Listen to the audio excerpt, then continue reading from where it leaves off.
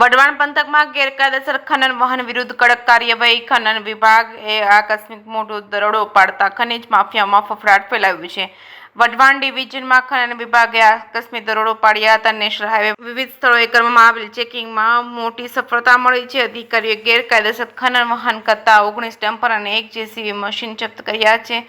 કુલ 7.73 કરોડ રૂપિયાનો મુદ્દામાલ જપ્ત કર્યો છે. વઢવાણ તાલુકાના બલદાણા, ફૂલગ્રામ તેમજ સિદ્ધસર, શેખપર, પલસાણા સહિતના ગ્રામ્ય વિસ્તારોમાં આ કાર્યવાહી હાથ ધરવામાં આવી હતી. ચોટીલાના નાયબ કલેક્ટર એસ.ટી. મકવાણાએ વઢવાણ પ્રાંતનો ચાર્જ સંભાળ્યા બાદ આ કાર્યવાહી કરી હતી. જપ્ત કરાયેલો તમામ મુદ્દામાલ વઢવાણ અને મૂળી મામલતદાર કચેરી ખાતે ખસેડવામાં આવ્યો હતો. અહીં આગળની કાનૂની કાર્યવાહી હાથ ધરવામાં આવશે.